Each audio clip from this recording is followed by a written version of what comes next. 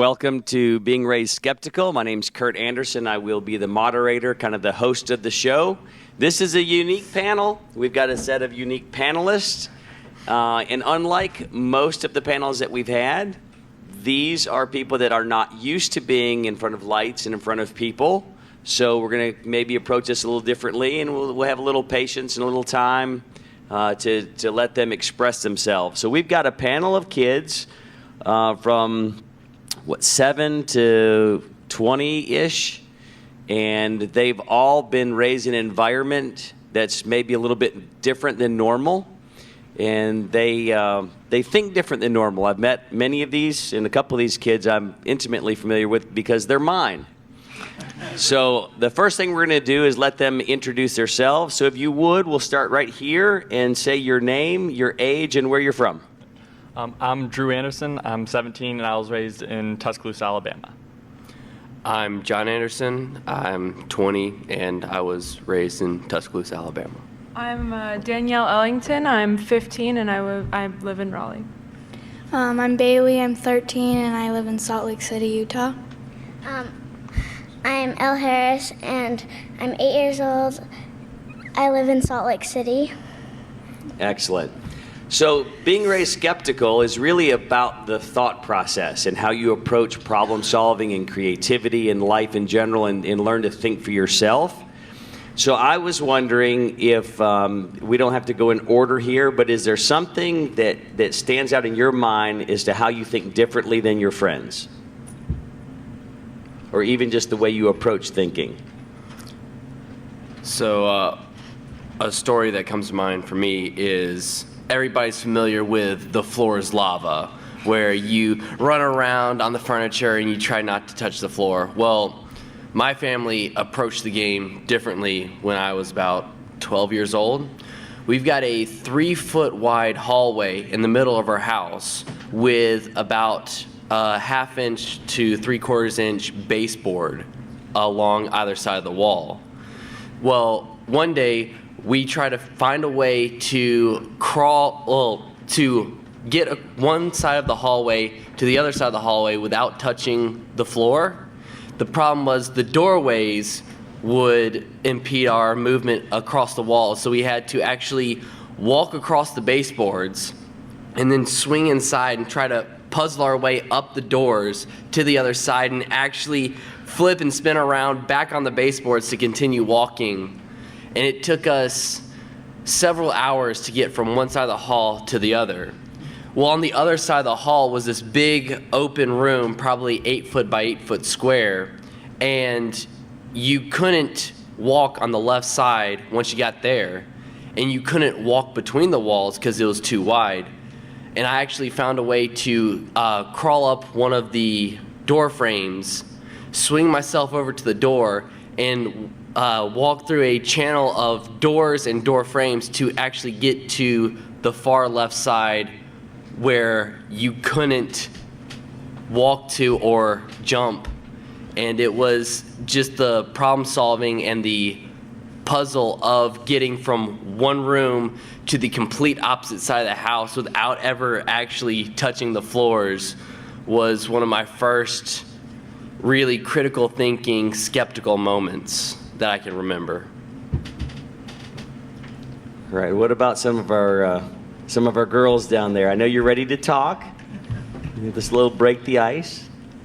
I guess in Salt Lake City, Utah, when I was little, there used to be more of the Mormon type of people, and I was like the only skeptical one there. So I feel like that was the moments in life when I was little that I started noticing that I was skeptical, because people were always talking about, what ward are you in? What church do you go to? And I would just be sitting there like, no.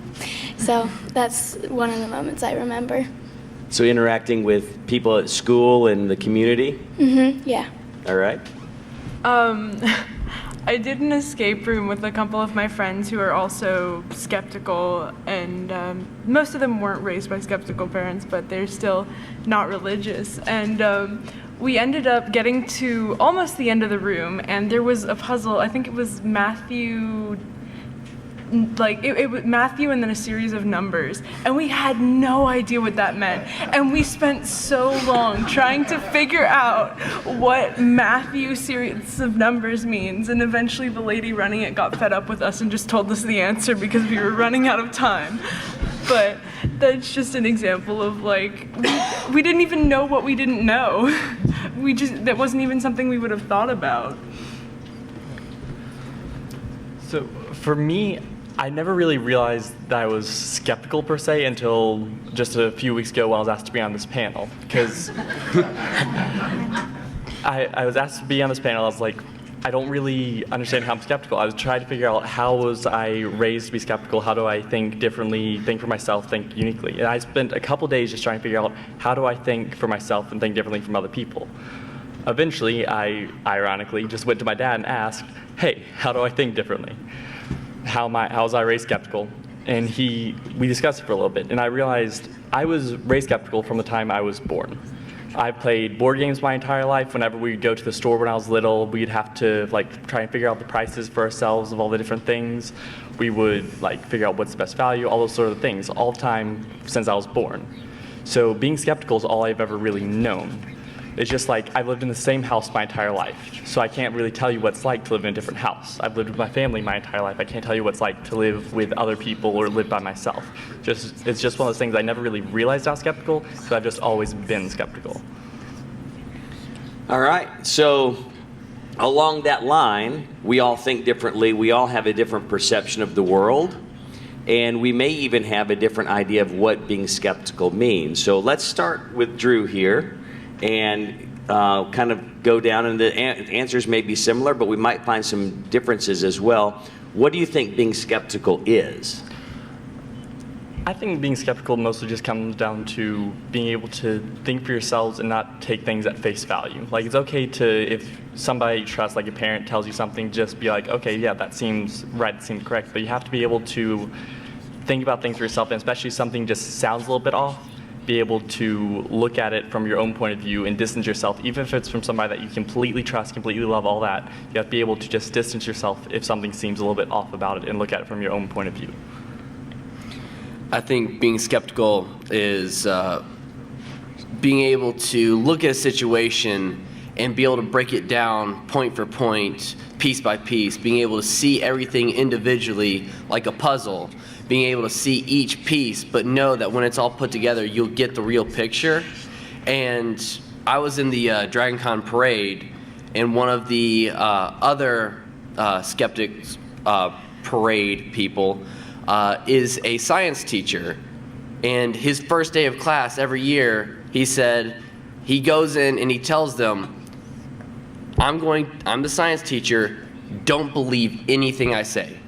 At the end of the year, you'll have all the evidence from all the different labs, you'll have everything that you've been taught and shown, and you'll be able to find the answers for yourself. Just because I say it doesn't mean it's true, but when you look at it and you show it and prove it, that's when you can believe it.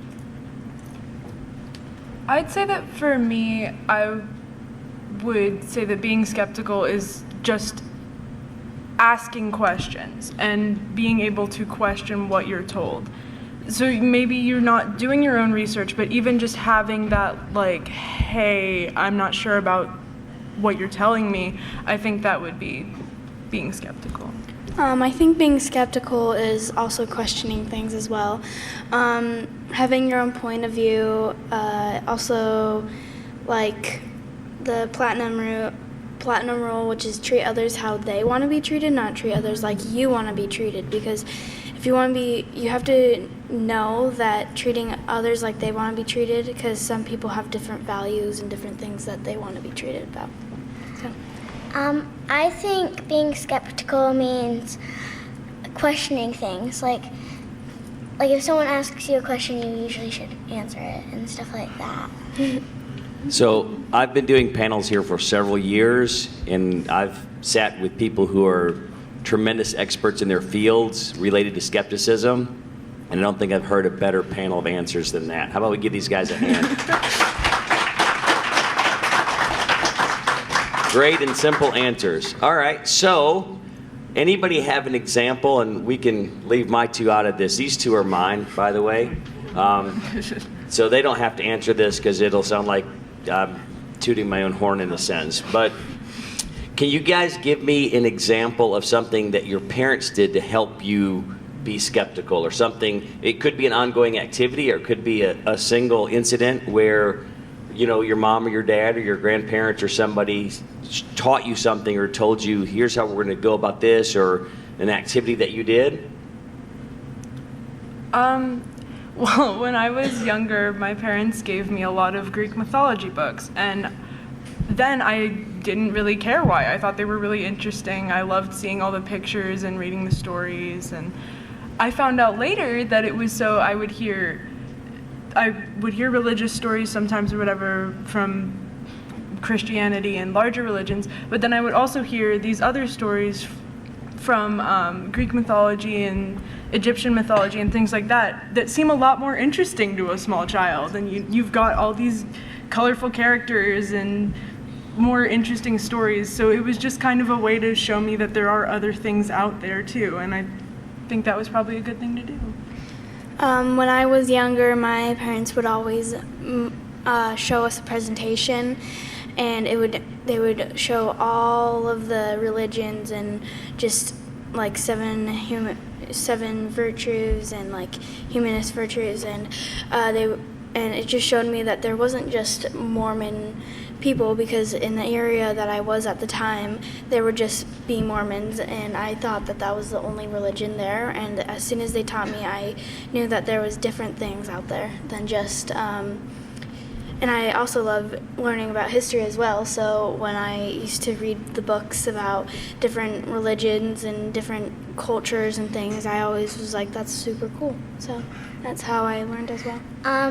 My parents used to make slides, like my dad, because Bailey used to watch them with me, and my brother McKay and Bryson, my other brother.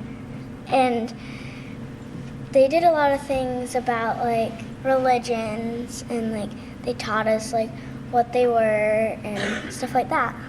All right. And I'd also like to add, growing up, my dad wouldn't ever just give us things, wouldn't ever just give us a straight answer. So it was always, hey, how do you do this? And he, instead of saying, oh, well, I can take it, I can show you how to do it, he would have us do things hands-on.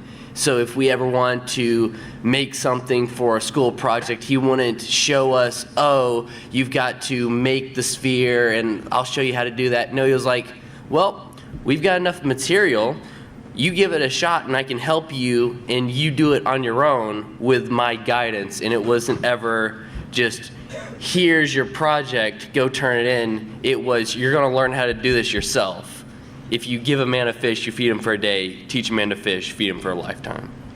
And I think one of the most important things for us was we were taught from the time we were little that we can believe whatever we want.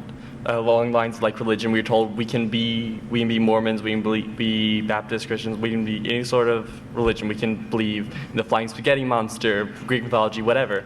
But we have to just be able to show why we believe what we believe, be able to have facts and evidence to support what we believe, and be able to show that. And when you can show it, that's when you know that it's a genuine belief, not just what you want to believe. I think that was probably the most important thing growing up. All right. So one of the difficult things as a parent in raising skeptical children is the boundary between when is it okay to question your parent and when is it not, right? So, you know, I struggle with, am I not teaching them about authority? Because they get outside of our roof and they're going to have to respect authority, but at the same time, it's okay to question. Our country's, roots are in questioning authority. We left England, and so it's a tough balance. There's maybe no real great answer, but I wonder how your parents approached, if you disagree with your parent, is there a way that you always handle it, or is it different depending on the subject? Or kind of give us an idea of, in your household, if you disagree with somebody else, how do you work that out, or what do you do?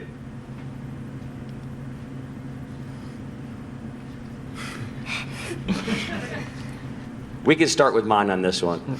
I think it's sort of like the point that I just made of, we were told that we can believe whatever we want to believe as long as we can support it and show why we think that. So whenever we'd have like disagreements and just not line up, we could see that we both have different ways that we came to our conclusions, and just sort of respect that we came to different answers. But if it's something major, generally you guys would have priority over that, and you guys we'd go with your answer.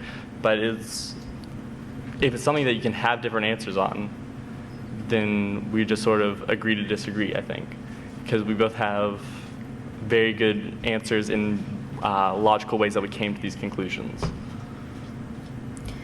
For me, it depended on the situation and the task at hand. If it was like a dire situation where we're out in public and there's a strange man there and my parents say, hey, let's go over here, there wasn't any, oh, but I want to go do this or I want to see this. It was, yes, sir, yes, ma'am, let's go. But if it was something like, where do you want to go eat? I want to go here. Well, I don't want chicken. I want a hamburger. We're not going to just say, you're wrong, you can't have that, we're going to get chicken. It was sit down, discuss it, why should we or why shouldn't we? And then from there, we would logic things out. If we go here, you can get your hamburger and you can get your chicken, and try to talk things out to appease everybody or get everybody what they wanted. If that couldn't be achieved, then it was just the greater good, who could get the most or who all could get what they wanted. But again, it's all situational. There was never a define, everything has to go by this set of rules. Because if that's the case, then one situation is going to come up where it's going to be the exception, and then the whole rule system falls apart.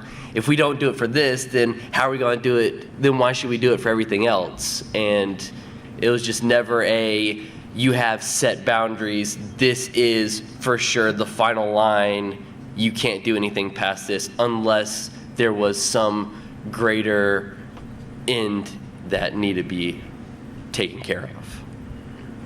I would say it, like you said, it definitely kind of depends on what the disagreement is about. If it's something like safety related or like immediate danger, especially when you have a younger child, it's not really something that you can have a discussion about. It's kind of like, hey, maybe don't run in the street. But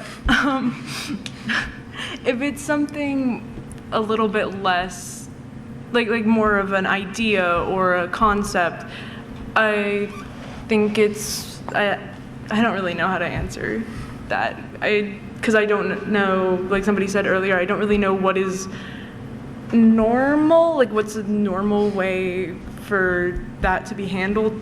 So I'm not really sure how different my family would be. I mean, I sometimes it depends on the situation as well. Like if it was food related or if it was emergency related.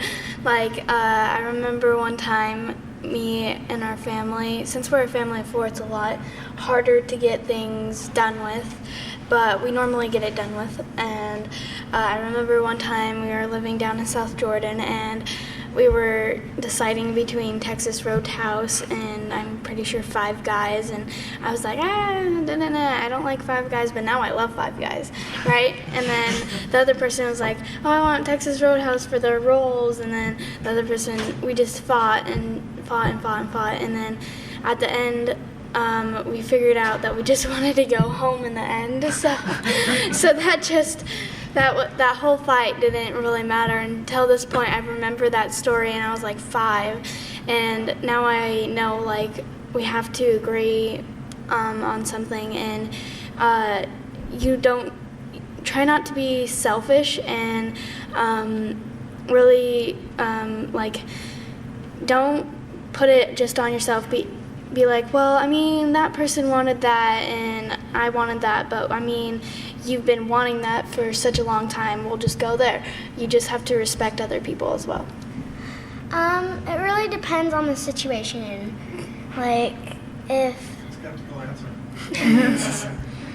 if I wanted a certain food and then someone else just wanted, like, I would usually let the person have what they wanted, and the next time we would get what I wanted or something like that. And then that's how really we discussed some things, like when we figured out that we should just do it an easier way than fighting a lot. Like, no, I want this.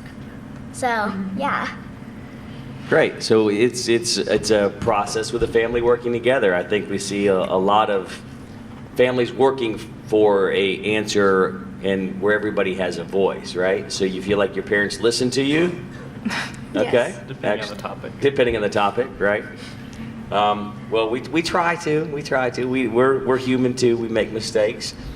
Do you have a time that you remember that maybe your critical thinking skills or your skepticism, there was something that you had a time where your friends or somebody that you associate with finally saw something differently because they think differently than you, and then you were able to express to them why you think differently, and they went, oh, okay, that makes sense?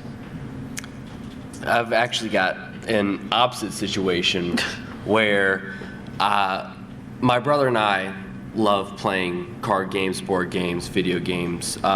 One in particular is Magic the Gathering.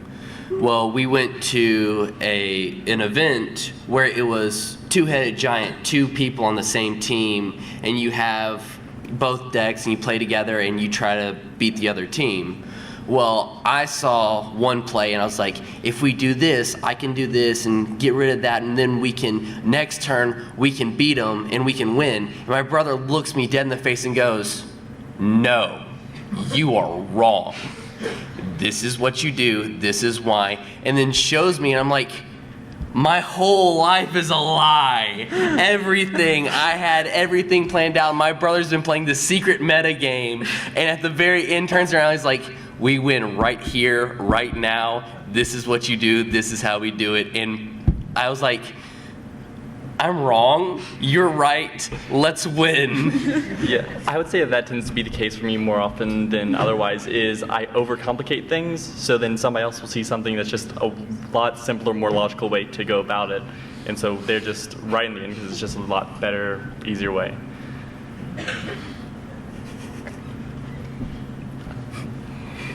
Ladies? Nothing off the top of your head? All right, that's okay. We don't have to all answer for every question. So can you give me an example of your skepticism in maybe a hobby or something that you like to do, or something about you? I know one person on the panel in particular has quite an accomplishment. We'll start with you on this one. I'm going to let you tell everybody what you've done. Go ahead. Like what I've done. Oh, okay. I have written 3 books. When I was 8 years old, this is my first book. When I was 8 years old, I was watching Cosmos with my family, and Neil deGrasse Tyson said our bodies are made of star stuff, and I, as a young person, I was like, wait, really? Like that must be impossible. And then he explained it, and I was just like, oh my gosh, this is crazy. I was so excited as I was little because so many people in my life were saying that I needed to believe in God, and I needed to have this book about him, or teaching me the commandments and stuff. And I was just always kind of optimistic and didn't want to have that in my life, because as my family is secular, I didn't agree with what they had. So when Neil deGrasse Tyson said this, I was like, oh my gosh, I have more than just my family that believes in this statement and stuff. And I went upstairs and started typing on my computer about it, and Now I've written 3 books, and yeah. So when you have influence, yeah, give her a hand. So the influence other people thing, you know, we have incidents. She wrote 3 books, right, by 13. At 13, I had read 3 books. She wrote 3 books. So there's that.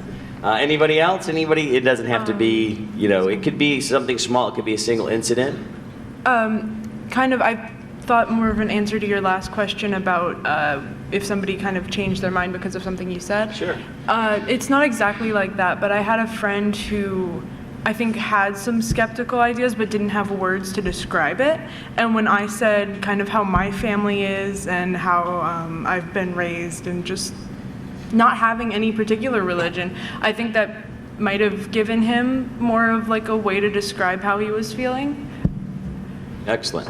So I'm gonna ask him one more question, but we've got a mic right back here, and again, they've known skepticism and critical thinking skills their whole life. It's a part of who they are. So it's a little bit difficult sometimes to try to think of specific examples because your whole life is run that way. And it might be easier for you guys to ask questions, and you may have one for somebody specific or for the panel in general. Maybe you were raised skeptical, or maybe you're going to have kids, or maybe you know people have kids and you see a problem or an idea or just kind of anything you might want to ask. We're going to open the mic up here in just a second or you got one already? Yeah, go ahead. This is for Curt's kids.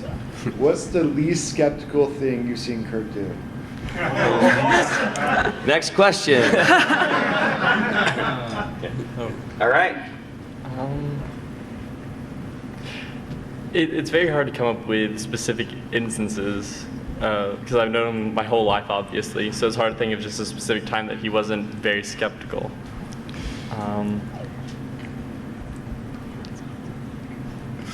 Can you help with So the first thing that comes to mind is when I was younger, we were actually very dedicated members of the church until I was probably 7 or 8 years old when we came together as a family and came to a deconversion, basically, and he explained what he was thinking and how that was affecting him and tried to show us what any flaws he could see or anything that didn't make sense and let us make our own decisions. But before that, it was very devoted Christian household, Christian life, and it was very non-skeptical. Just live your life to the church standards. This is what the church says. This is what must be right. Yeah, and it was very follow the line and don't break from the group, and that's the most non-skeptical thing I can think of.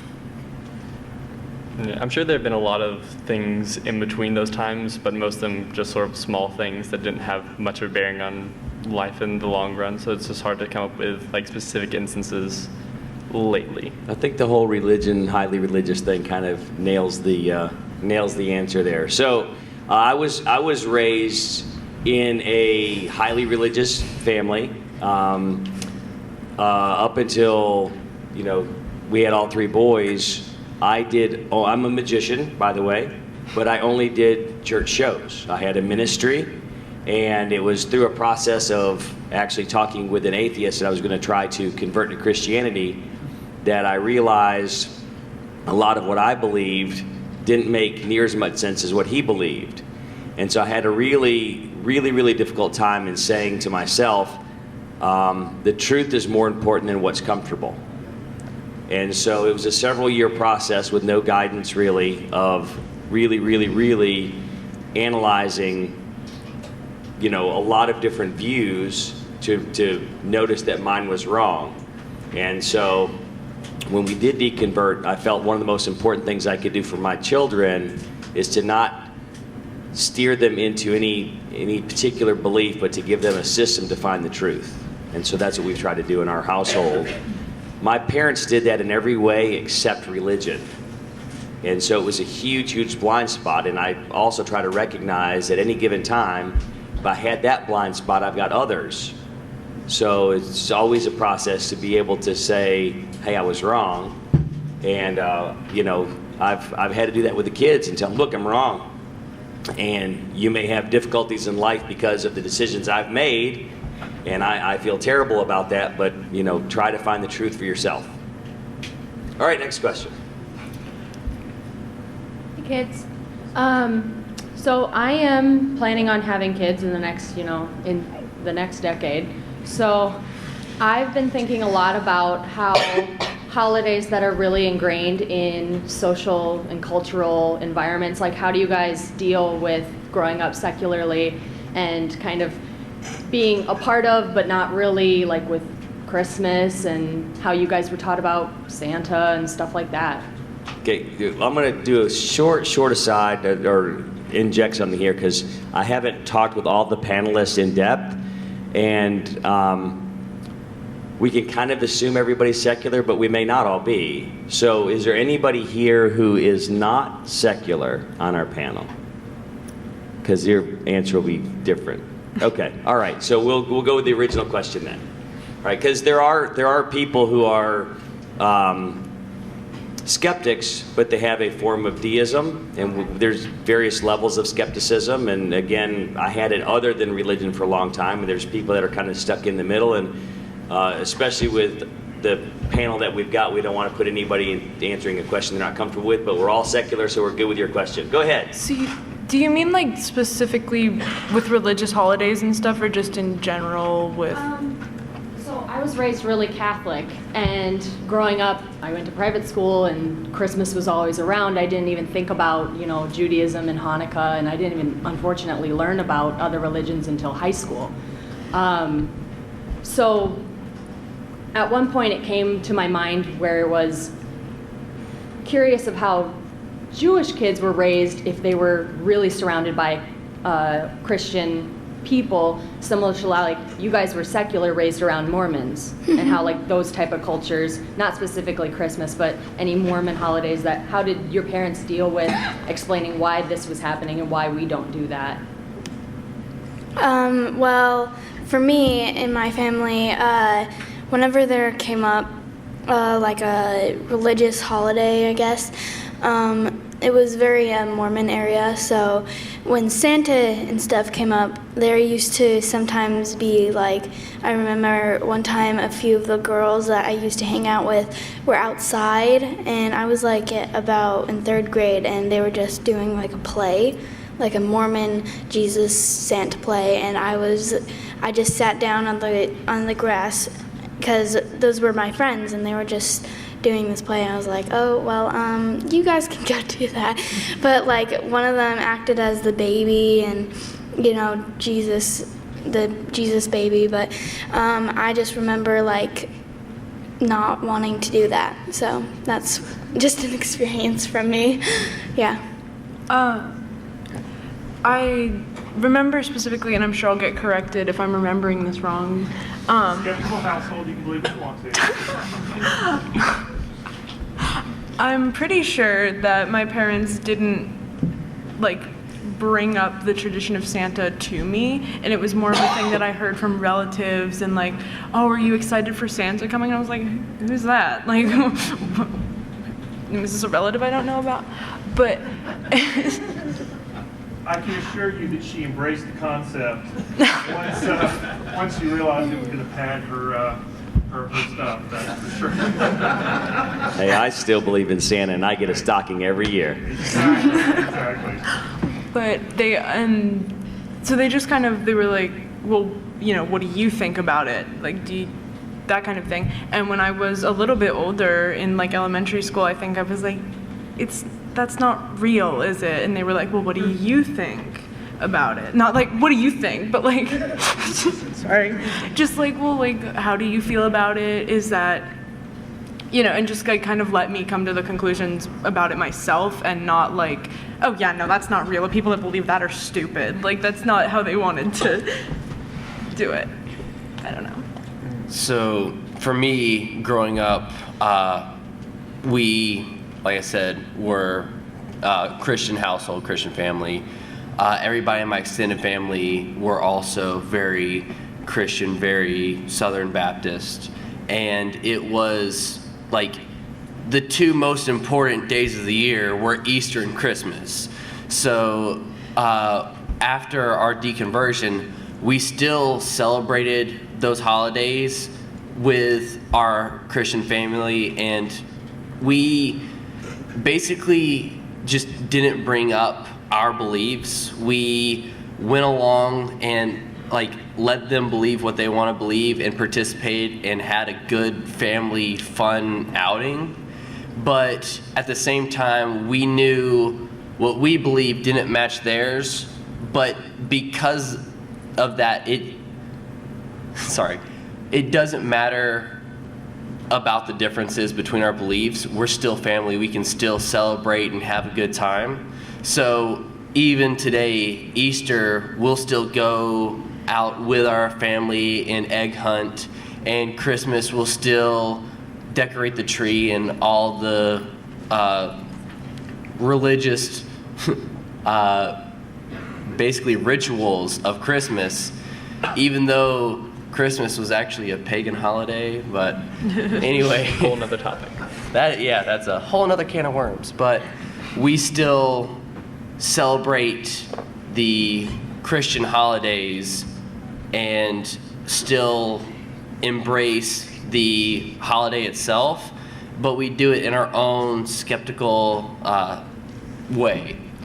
And I just want to say that, like, it's also just fun to do other holidays. It's not like we have skeptic holidays or secular holidays, so it is nice to, even if you don't do all of the traditions that go with it, it's fun to have a Christmas tree. It's fun to open presents, and Halloween and stuff is neat too. Yeah, so obviously my story is very much just like my brothers. We raised Christian. We still celebrate like Christmas and Easter and all those things. It's just, I think those holidays are just sort of what you make them. So we don't make them Christian for us. It's totally fine if other people do, including like our family. Like when we go to our grandparents' house for Easter or whatever, to them it's still a Christian holiday. To us it's just a nice day where a lot of families get together, hang out. There are certain things like the Easter bunny, Easter eggs, all those sort of things. But to us, we just take the religion out of it for our immediate family, yeah, and let everyone else that's around us just sort of do what they want to do and take it how they want to take it. So in the whole Santa thing, it's interesting. So Drew kind of remembers his son, but he was fairly little. Now, we did our best to raise him skeptical, even when we were religious. And as I came to understand what I had believed and taught my kids was wrong, and I mentioned to them, they're like, "Oh, thank goodness, because we thought you were way off on this." So they knew before I did. And with the holidays, Drew lost a tooth one time, and we were talking about the tooth fairy. He said, "I got a question on that." I'm like, okay. He goes, "I wake up and go to the bathroom probably more nights than I don't, and I've never randomly seen the tooth fairy.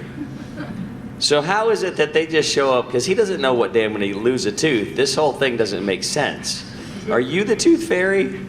And I'm like, "Well, would it disappoint you to find out that there's not a real tooth fairy?" He goes, "I just want to know what's right, what's true."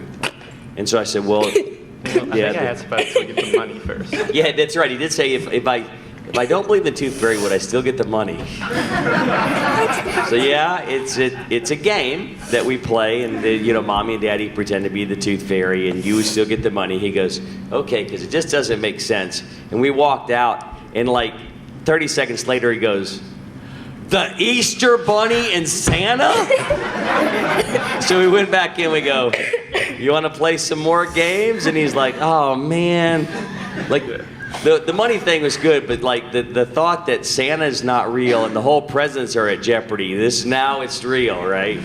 We went through all of that, and it was so. But we love holidays. We celebrate holidays at our house, just like they said.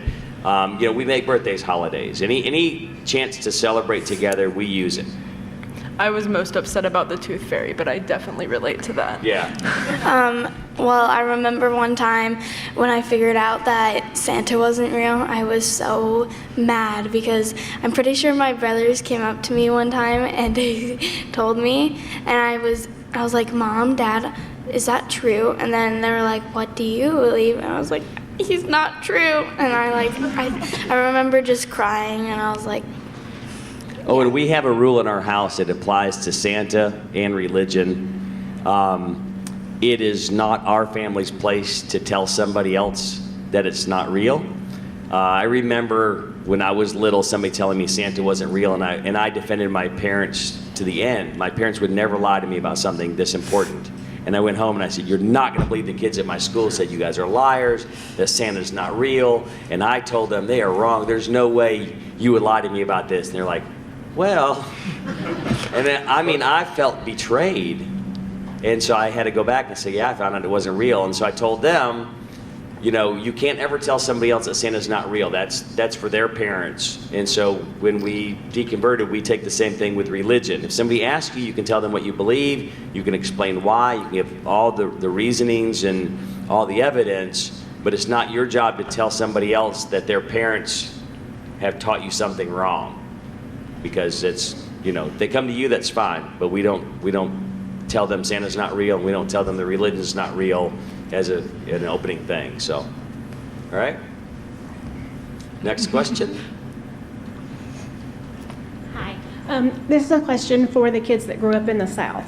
Do you find it isolating to be skeptical? Because I live in North Carolina in a very small town, and everyone's religious. You're identified by what church you go to, and I have a 17-year-old, and she's starting to think more like me. We're a house divided. My husband was religious. Sure. I'm not, and my other two girls, they're gone. So I've lost them, I believe. But do your friends think like you do? Do you just kind of have to not say anything? Because I can't out myself where I live pretty much. Yeah. So I think we got sort of lucky on this front.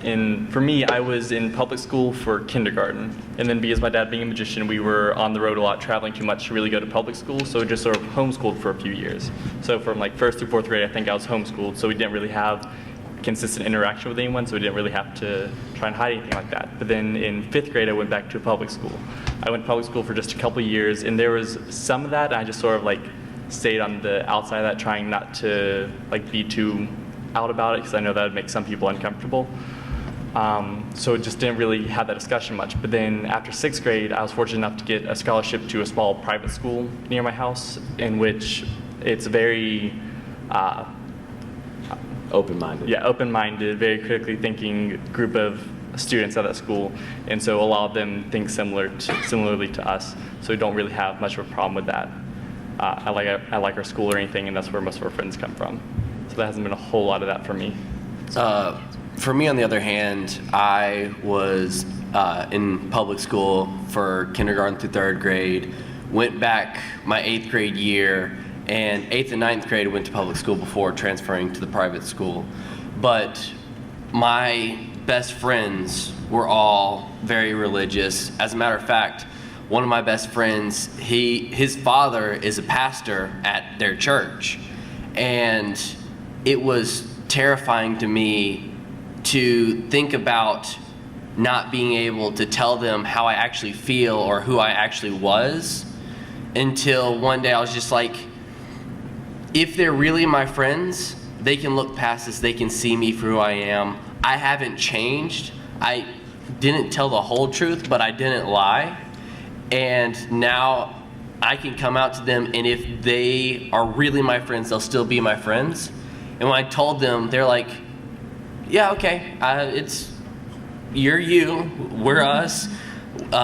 If you don't personally affect my life, and what you do doesn't have an impact on what I'm doing, you live your life, you be you. As long as what you're doing doesn't harm me or anyone else, believe what you want to believe, do what you want to do. But as soon as you cross that line of trying to step into somebody's life and just try to control what they do or how they think, that's where I draw the line. So it was when I came out to them and they're like, you haven't changed, you're still you. That was a huge relief for me. I don't know how the people in North Carolina are. I don't know if they are as accepting. Yeah, again, I think we just sort of got lucky on that front of having understanding friends that will still like us for who they know us to be. I definitely know some people that would disown anyone like that. Even after they know them for 5, 6, 10 years, they would still just cut them off entirely after that. I felt more isolated than the boys have. Okay. As a matter of fact, after the deconversion, I purposely, for the sake of the people that I care for, withdrew from my relationships with a lot of people slowly, so that when they eventually find out, they wouldn't feel as close to me, it wouldn't hurt as bad. Which seems kind of weird, actually, but so like, there are certain people that I know when they find out they're just going to be crushed. So I quit texting them. If they text me, I'd always respond. But I found in today's society, if you don't reach out to people, they quit reaching out to you. So it was easy to kind of withdraw from those people and then try to find other friends that were either more accepting, kind of a more either agnostic or atheist, or just very liberal in their thoughts, even if they were Christian or Buddhist or whatever, and try to make other relationships. But yeah, I found it more isolating than my kids did. Okay. Yeah, I think that too. I think kids have a little bit more ability to Sure. have an open mind Yeah, more than and kids adults go, well, that are- I just like them. It doesn't really matter to me, Right. right? Where adults have to go, oh, we got to fit all these judgments and social norms, and if I associate with them, well, the ladies at my church are going to talk about me, so I can't associate with her. Right. Little kids, they're like, they don't think. Kids don't understand that we're supposed to hate people that are different than us for some reason. Right. Yeah, that's really Yeah. good. Okay, thank you very much. That is what I was gonna say, pretty much. That kids can be awful, kids can be cruel, but I think also sometimes they can be more open-minded than their parents, and they can be more willing to at least hear what you have to say, because they're less founded in completely building a wall around not hearing any other opinions. But I also live right near Raleigh, North Carolina, so I'm not really in the worst of it. So Yeah, because I've never seen a 5-year-old go, oh my God, that person's gay, I can't talk to them anymore. They just don't think like that. All right, great. Thank you. All right, next question. Would you have any advice for skeptical parents to deal with that kind of social isolation that might occur? for the parents or for the kids? For the kids, yeah. So I've got a 9-year-old. He's a skeptic. He doesn't even know what religion is for the most part. So what have your parents done for you to make it easy to socialize with other kids, Yeah, so he's already dealt with other kids who Sure. push this crap. My mom runs a Skeptics summer camp, which is what my dad is hinting to me in the front row. Hi. Camp 42, look it up. It's really great. So to sum it up, you have to go start a camp and get your kid to start writing books. So I would say just tell them to be themselves, to really just not care what other people think. If somebody is that caught up in their beliefs that they can't associate with you, can't talk to you, then that's somebody you probably don't want to be associating with or talking with, because that's going to burn bridges and cut ties with people that might actually be a good influence or be able to help you someday. If somebody is that closed-minded that they can't talk to you, can't associate with you or anybody that thinks like you, that's a huge drawback on them. That's going to come back to bite them. So don't let it affect you in your life and how you live. I think the best way to go about for that I see is just keep trying to look for people that think like you, or at least understand you, and just remember that 2 really good friends is a lot better than 10 okay friends. Also, when I was younger, a lot of my friends that were skeptical were the kids of my mom's friends, and so that was kind of the first exposure I had to other kids that think like me and other kids that I can relate to. Oh my God, my mom is blah, blah, blah about skepticism. So if you do have friends with kids that are your kid's age, maybe like not in a weird way, like, oh, go be friends, but like maybe bring them along sometimes. If there's kid-friendly parties, see if you could get some skeptic kids together just so they know that they have someone that's like them. So you can't pick your kids' friends for them, and you may find somebody you think, oh, that would make a great friend, but they just don't get along or they don't like them or whatever. But I would encourage you to try to find places or activities in your community that would put your child in contact with others. Like Margaret Downey here is in the third row. She runs Free Thought Society and has events all over the nation, and there are other people, and you can make contact. I'm sure she has a lot of resources, and you can look these up and go, oh, well, there's a Free Thought Society in my town, or there's an agnostic organization in our town that does a museum, once a month. And so you could find something in your area or an activity or an organization. There's in Huntsville, Alabama, the Human Secular Society has a picnic like every summer.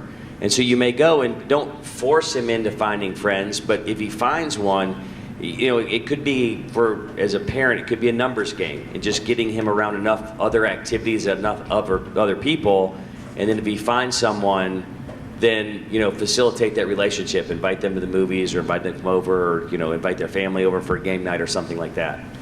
So, but don't push them into something. And that's a tough thing as a parent, because the one thing you don't want your child to do is feel isolated and alone.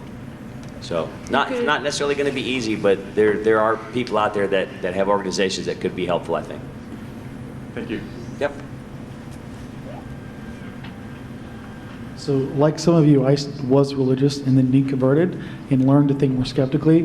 But even now, I'm still just human, like all of us, and I have to do constant self-reflection to make sure that what I believe is justified. And sometimes I realize I have to change that belief. So when was the last time y'all can remember, as a skeptic, believing something, realizing that wasn't justified?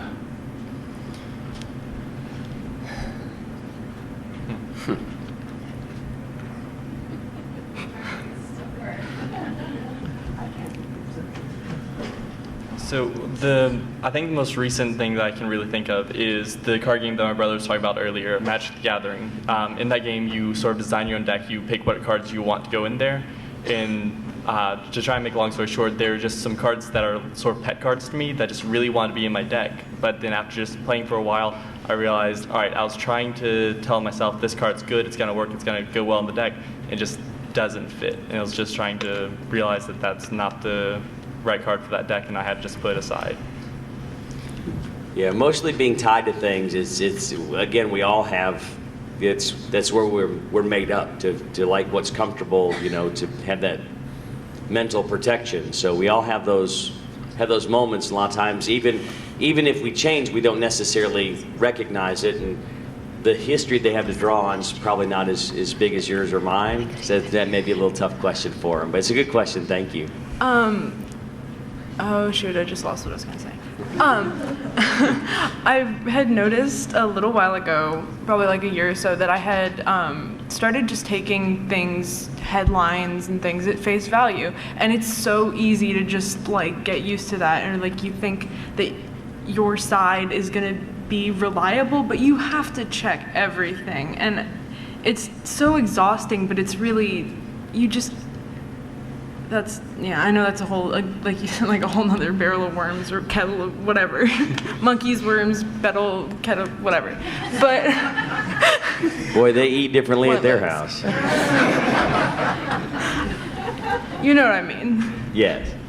Yeah, it is. It's a lifelong process, and it can be mentally exhausting because sometimes you just don't feel like it, and it's easy to let someone else get the flashy headline and go, well, that makes sense, it sounds good. But there's always, day to day, there's things. And again, they've grown up, so it's hard to put an example when every day you're faced with something and you think it through, So, sure. Yeah. So I'm one of those people that deconverted and came from a family that was largely, or pretty much all religious. But I have a young son, and my question it's not directed at any particular person. If you have any experience or comments or things you can relate to how you dealt with it, is having a situation where you have one or two people in the family that are skeptical and or atheist or agnostic, but then you have a lot of other family members that follow a religion that's very fond of proselytizing and trying to push their belief system on younger children. Because my son and his mother and I have agreed, even though she still has some religion in her life, we've agreed not to pre-program him and try to bring him up where he can reach his own decisions about those things. And I just wondered if anybody had any experience or thoughts regarding that kind of situation. When I was little, I lived down in South Jordan, and I think you guys mostly know this, but there was a lot of Mormon kids there, and it was a really hard experience because most of them were. So trying to figure out how to almost like imagine there was a wall in front of you, and the whole wall is just Mormon kids, and you're just this little secular person right here, and having to deal with that was really hard because most of them wanted me to become that wall, but I wanted to be my own wall with other people, and it's really hard as a child because you don't expect that little kids would want to hurt your feelings like that. There was a little girl that used to follow me around at recess all the time and tell me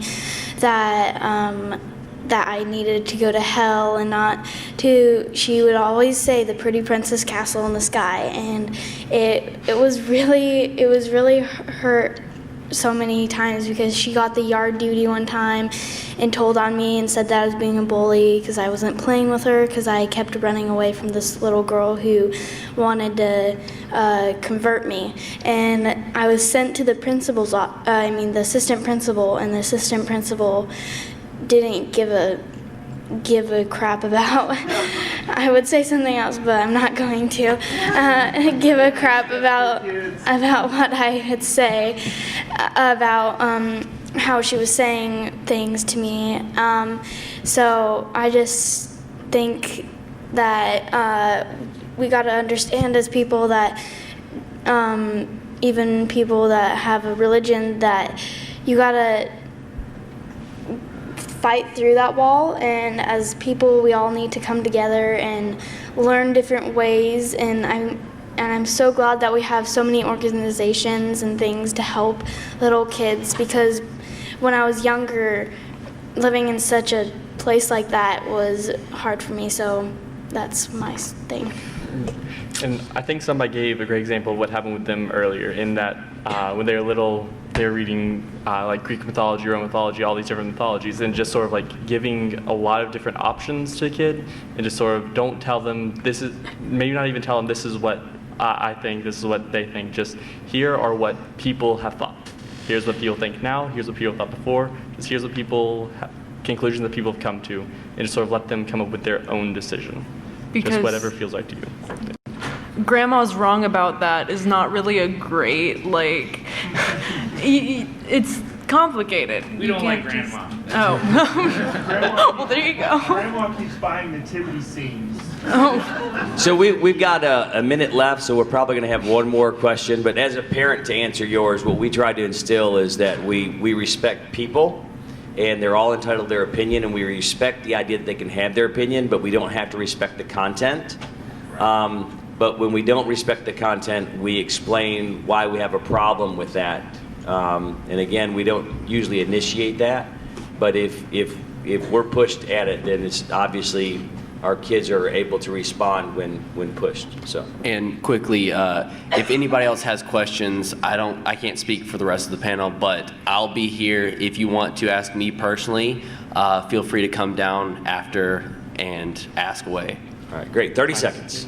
So I just want to share an anecdote about my daughter. She's 15 and she's a critical thinker. And when one day she was 13 and we were just riding along in the car, and she said, chatting, and she said, well, you know I'm an atheist, right? And I said, no, because it was not something we'd really talked about, because I always let her, think for herself and make her own decisions for as much as I could.